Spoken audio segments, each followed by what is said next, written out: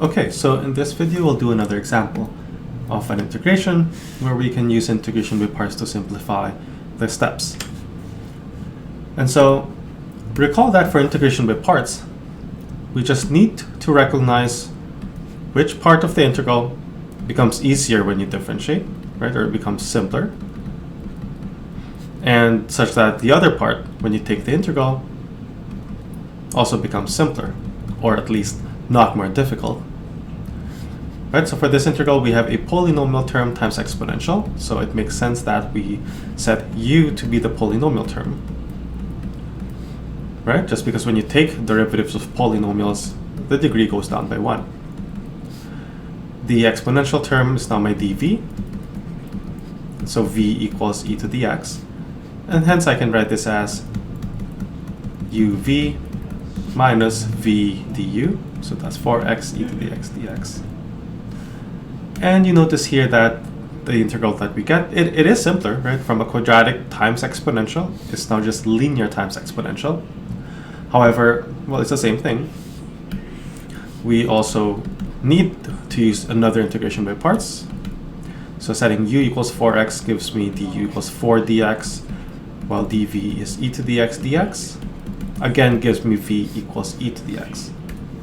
And so this integral on the right is now, again, uv, 4x e to the x, minus v du. So integral of 4 e to the x dx. And don't forget, they're both inside brackets here, right? Because they both correspond to this term on the right. Therefore, now I can just integrate that last integral, which is super simple now. Distribute the minus sign to get rid of the brackets. And so this is my antiderivative, right? This is an antiderivative. I just add a plus c at the end there.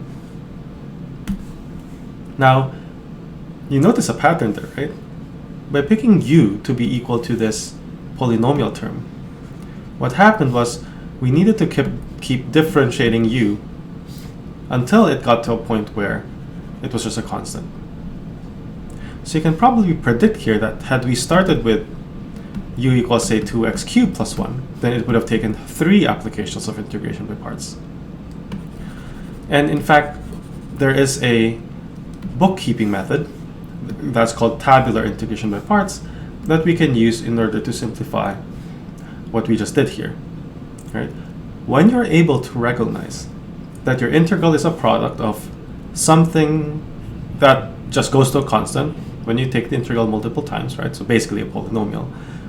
And then the other term is maybe an exponential, maybe a sine or a cosine, where you keep taking the integral, right? And it doesn't become more difficult, it stays the same.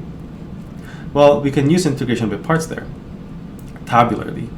And what does that mean? So on the left here, I'm going to differentiate. On the right, I'm going to integrate. And I'm going to put my terms in a table such that here I put whatever my u is at the beginning, 2x squared plus 1.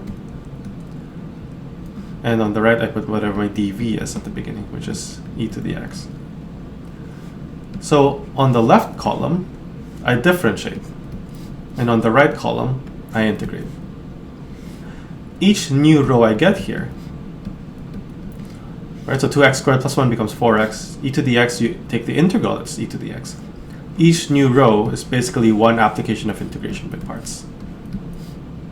And since we have to do it again, differentiate again, integrate again.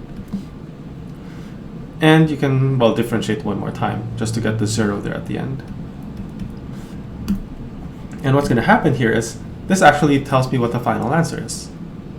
You just have to multiply corresponding terms going down like this, right? So why is it going down? Remember, it's uv minus v du. So uv is this diagonal here, right? The original u and then the new v. But you're doing it again and again and again until you finally get a 0, which is when you know it stops.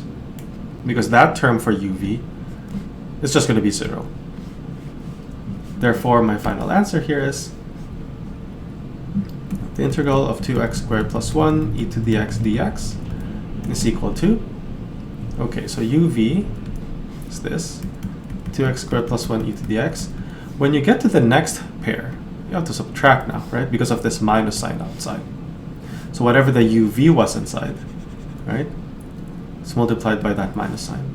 So we subtract this row, 4x e to the x. And then finally, alternating signs, now you're adding 4 e to the x. And we see that we get the same answer.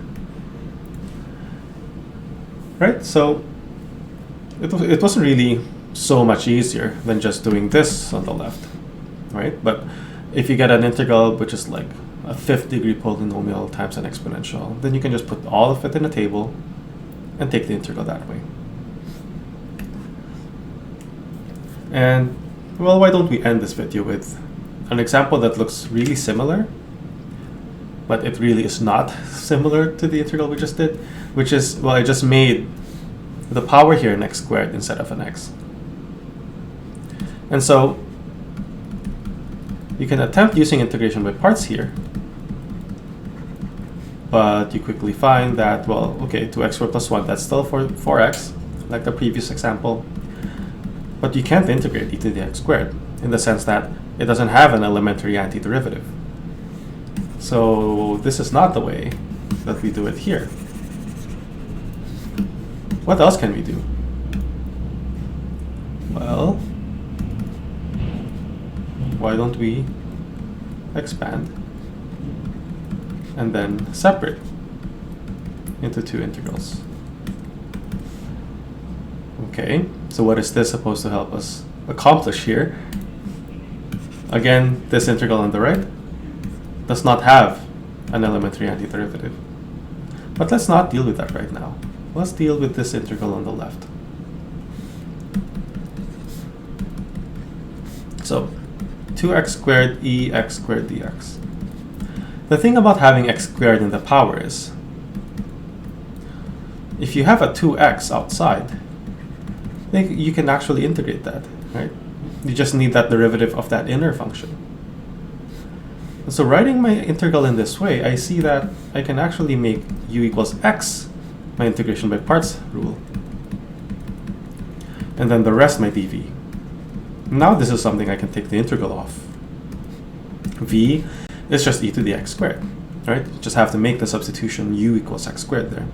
Or not u, maybe use another variable because we're already using u here. Now using integration by parts, this is x e x squared, that's uv, minus v du is e x squared dx. Well, what do we have here? This is the same as that, right?